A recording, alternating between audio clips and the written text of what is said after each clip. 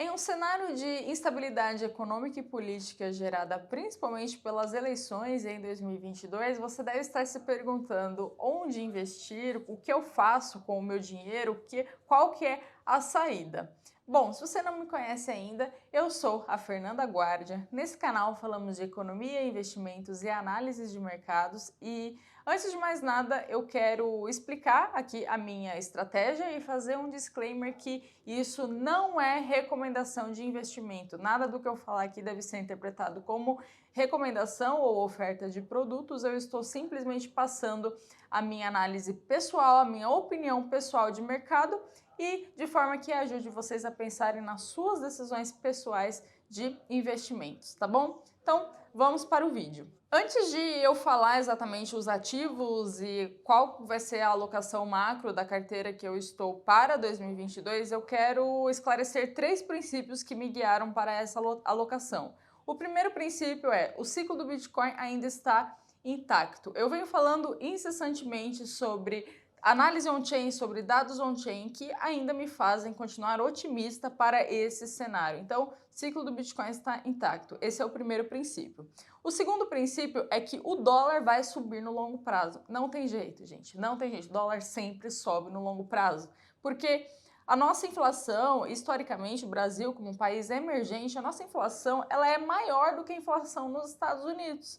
Ou seja, o real brasileiro, ele deprecia de forma mais rápida do que o dólar americano. E isso, inevitavelmente, leva ao aumento do dólar no longo prazo. Então, por conta dessa diferença de inflação, faz sentido a gente afirmar isso sim. E o terceiro princípio é que o Brasil está numa situação política e econômica, como eu falei, muito sensível, especialmente no cenário de eleição. Eu não vou entrar aqui no mérito político, até poderia, mas não vou fazer isso.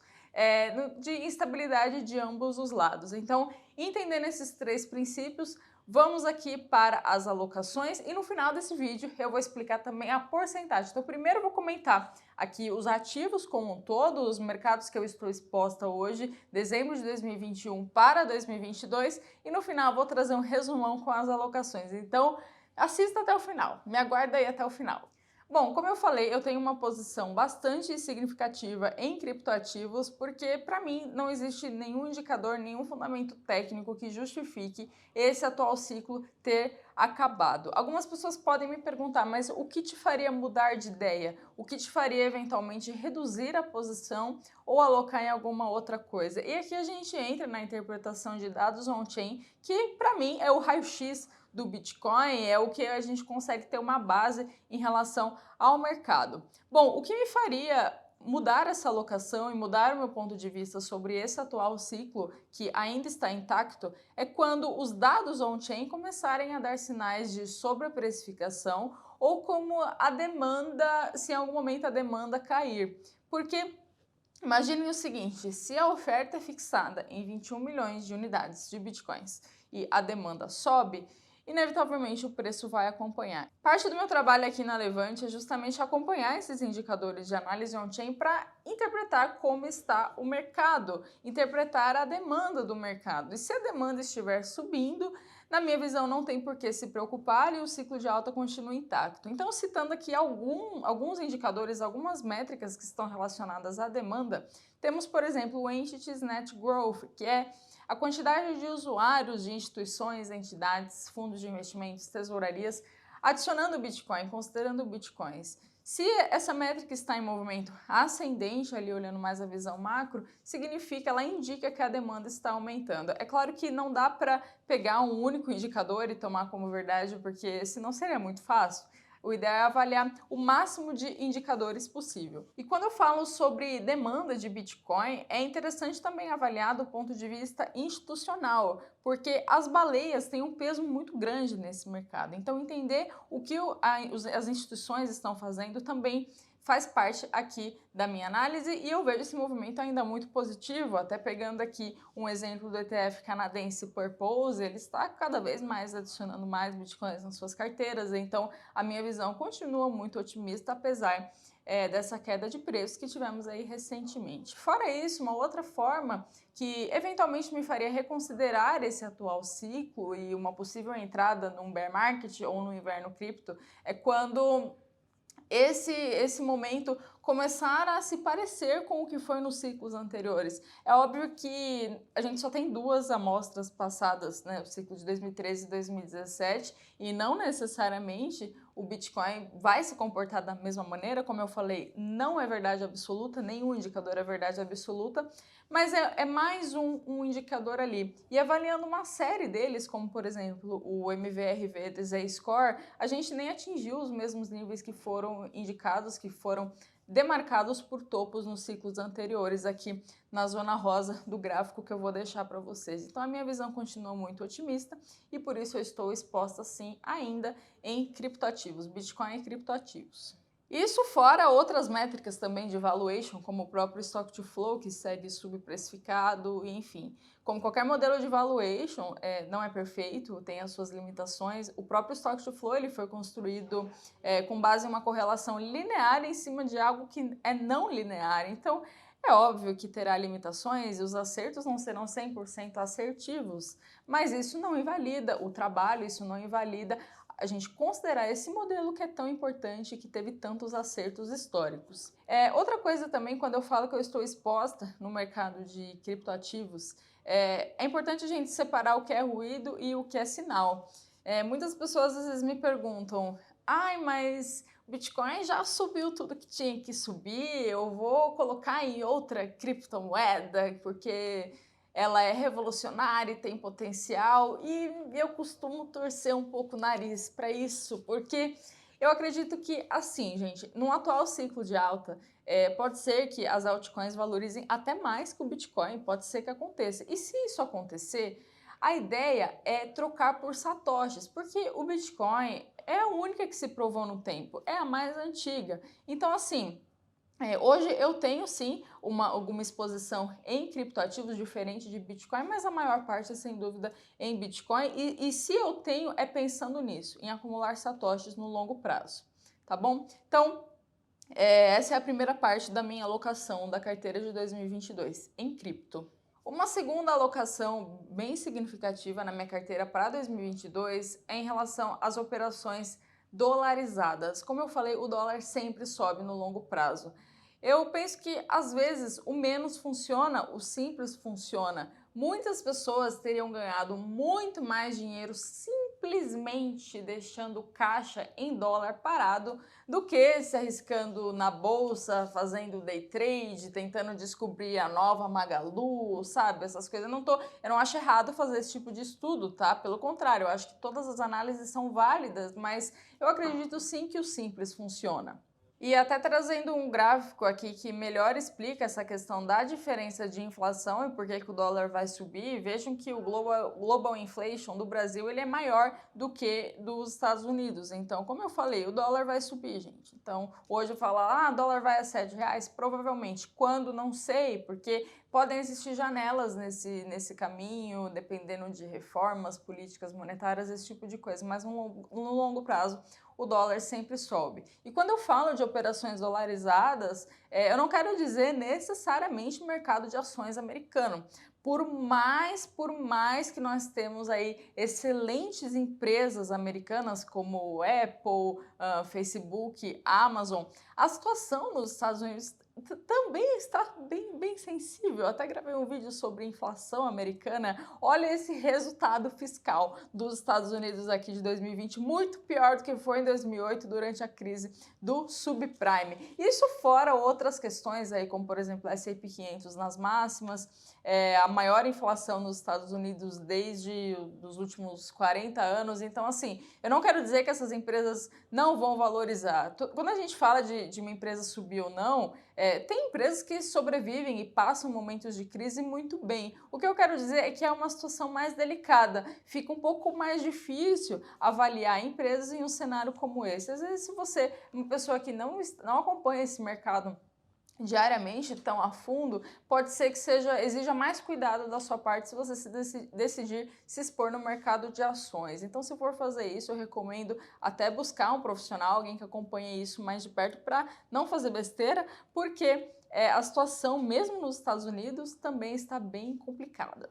E quando eu falo que a situação está complicada, até trazendo um gráfico aqui, que a procura pelo termo hiperinflação aumentou muito aí desde 2004. Então, veja que aqui eu peguei do Google Trends, então assim, são pessoas que moram lá, ele pega pela localização Estados Unidos, então é só mais um exemplo dessa sensibilidade econômica que o país está passando. Então, quando eu falo que mesmo com ações americanas é para tomar cuidado, às vezes você pode se perguntar, mas então quais são as outras opções de operações dolarizadas? Existem várias opções hoje no mercado, tá? Até falando aqui para vocês, eu tenho um trust, eu já falei isso, já falei sobre diversificação jurídica e geográfica. Existem muitas vantagens de se fazer um trust, como, por exemplo, a questão de blindagem patrimonial, questão sucessória e exposição ao mercado global também, uma vez que essas operações offshore, elas realmente permitem uma arquitetura aberta e a negociação de diferentes produtos em diferentes moedas. Então, dessas operações, 25% eu tenho em bonds, que é o equivalente aí à renda fixa americana. E até para quem não tem um trust, uma alternativa é simplesmente abrir uma conta em uma corretora americana e diversificar na jurisdição. É muito importante isso, porque algumas pessoas até perguntam, mas e se eu me expor a um fundo brasileiro que tem exposição em algum ativo americano? Não é a mesma coisa, porque se estiver aqui dentro da mesma jurisdição brasileira, nós ficamos dependentes do Estado brasileiro, que já se provou frágil infinitas vezes. Então, é importante sim ter uma parte das suas aplicações fora do Brasil e falando aqui de diversificação de legislação e geográfica. Então, se você não tem um trust ou não sabe o que é isso, não tem nem interesse em fazer, uma outra alternativa é simplesmente abrir uma conta numa corretora no exterior e você pode até deixar o seu caixa parado lá com a proteção ainda do Federal Deposit Insurance Corporation, que é tem até a sigla que eu vou deixar aqui, que opera de maneira semelhante ao FGC, Fundo Garantidor de Crédito aqui no Brasil, e com limite de até 250 mil dólares. Então seria o equivalente a deixar aí o caixa em dólar, o bonds, não que eu tô falando que uma coisa é igual à outra, mas eu quero dizer em relação a diversificação geográfica e de jurisdição. Essa também é uma estratégia bem interessante, deixar o caixa parado em dólar. E antes que a galera mais purista de Bitcoin fale para mim, mas o dólar também perdeu seu poder de compra, só compre Bitcoin. Gente, assim, eu entendo, eu concordo de fato, mas entre as moedas fiduciárias, o dólar é o caso com menos falhas. O dólar é o que tem demanda global. A gente vai viajar para qualquer país, normalmente leva dólar. Então, assim, é o caso com menos falhas e por isso eu acho importantíssimo ter parte das operações dolarizada. Ainda que você tenha um caixa em dólar que seja para comprar Bitcoin, mas é importante ter dólar sim na carteira, na minha opinião. Ainda que falando desses ativos dolarizados, também incluí na minha carteira ouro. Por mais que o ouro esteja lateralizando aí em 2021, nós temos uma correlação inversa do S&P 500, até vou deixar o gráfico aqui que eu tirei do grupo do Telegram do Bruno Barbosa, meu grande amigo Bruno, vou até deixar o grupo dele aqui, que traz essa correlação do S&P com o ouro. E vejam que em momentos que o S&P estava caindo, o ouro tendeu a se valorizar e vice-versa. Por quê? Porque em momentos de crise, em momentos de contração, recessão econômica, as pessoas tendem a buscar por ativos independentes dessa loucura que eventualmente acontece no mercado acionário. Então, eu tenho ouro, sim, na minha carteira. Claro que em 2021, até um pouco por conta do Bitcoin, eu imagino que boa parte do fluxo que seria destinado para o ouro foi para o Bitcoin em função do ciclo de alta.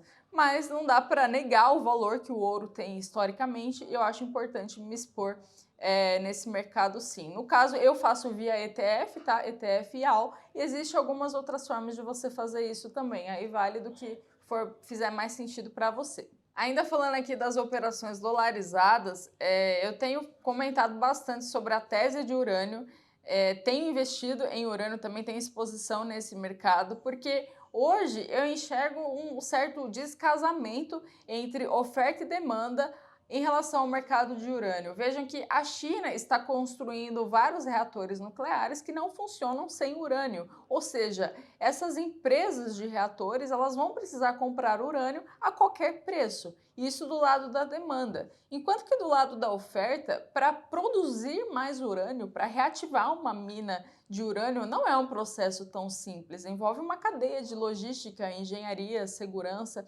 Então, por essa oferta não compensar essa demanda cada vez mais crescente, eu ainda estou otimista sim com o mercado de urânio. Eu também faço via ETF URNM, que para mim é o jeito mais fácil, mas também existem outras formas de se fazer. Aí uma dúvida, né? Algumas pessoas, uma vez quando eu falei isso, me chamaram de princesa do apocalipse, que eu estava muito pessimista. Enfim, não é esse o ponto, né? E aí entra a questão das ações brasileiras. Olha, a minha alocação hoje é extremamente defensiva por conta desse cenário de instabilidade política que eu comentei no início do vídeo. Além disso, algumas pessoas falam, mas Ibovespa que só cai, por que está caindo? Por que está caindo se o resultado das empresas veio bom? Vai continuar caindo? Qual que é a perspectiva? Bom, aqui a gente entra, eu só quero passar bem por cima de um conceito aqui de valuation, né? Um modelo de valuation, uma forma de se calcular o valuation de uma empresa, que é o fluxo de caixa. E se pegarmos a fórmula desse fluxo de caixa, veja que para definir o valor da empresa, divide-se pelo TD. O TD normalmente utilizado é o WACC, que está associado aí aos custos de financiamento de uma empresa que tem correlação direta com a taxa de juros, a Selic. Então, vejam o seguinte, normalmente, por que existe essa correlação inversa também do Ibovespa com a Selic? Até colocando o gráfico aqui, porque você divide por um denominador maior. Imagina que se você aumenta as taxas de juros, essa fórmula aqui do valuation da empresa tende a diminuir. Aqui falando, de novo, bem por cima. E economia não é uma ciência exata e nunca uma coisa se deve a um único motivo, porque existe também a questão do fluxo das pessoas que saíam da renda fixa e vão para ações, no caso, se esses investimentos não se tornarem tão atraentes, esse tipo de coisa. Mas o que eu quero dizer é que, considerando que inevitavelmente os juros vão continuar subindo, a minha visão é muito mais cautelosa em relação às ações brasileiras. Não quero dizer também que não quero anunciar aqui as trombetas do apocalipse, meu Deus, saia vendendo tudo, porque, como eu falei, sempre tem empresa que valoriza, sempre tem empresa que se sai bem mesmo em momentos de crise. É por isso que eu não estou zerada em ações brasileiras, mas a minha postura é sim muito mais cautelosa por conta dessa questão jurídica, essa questão política, questão também de juros, esse tipo de coisa, tá? Eu acho que essa análise ela não é tão simples, um cenário tão sensível como hoje. E por fim, um ativo que eu sempre vou ter em carteira, sempre é o caixa em dólar. É muito importante ter caixa. Não compra tudo de uma vez, deixa em caixa, de preferência em dólar, diversificando aí a sua jurisdição, não deixando 100% no Brasil. Tem até uma frase muito boa que é: tire seu dinheiro do seu país antes que seu país tire seu dinheiro de você. Então deixa um caixa em dólar, além que seja parado, para você aproveitar e oscilar esses momentos, tá bom? Bom, eu falei aqui todos os ativos, então agora eu vou apresentar um resumão de tudo que eu falei com as devidas alocações. Então, em Bitcoin, eu tenho hoje 35%. Gente, essa informação, eu nunca revelei isso aqui na internet, hein? E ó, outra coisa também, eu tô falando isso em dezembro de 2021. Pode ser que daqui 2 meses, se o cenário mudar, mude a alocação também, mas hoje, dezembro de 2021, seria uma carteira sugerida aqui. 35% em Bitcoin, 5% de altcoins, porque como eu falei, se valorizar mais que o Bitcoin, você pode trocar lá o par BTC, trocar por satoshis, 25% bons, títulos de renda fixa americano, 10% em urânio, por conta do que eu falei, esse descasamento de oferta e demanda, então eu permaneço otimista, 5% em ouro, também um ativo na defensiva, 10% em ações brasileiras e 10% em caixa. Então, essa é uma carteira sugerida. De novo, não é recomendação de investimentos, tá? Não é, falo isso abertamente, eu apenas quero explicar o meu racional por trás de cada ativo, por trás de cada alocação. Isso é a minha visão pessoal. Não quero que esse vídeo seja encarado como oferta pública, esse tipo de coisa, não. Não é essa a ideia. Tá bom, pessoal? Eu espero que tenha feito sentido para vocês. Obrigada. Não deixe de curtir, de comentar, de se inscrever aqui no canal e até o próximo vídeo.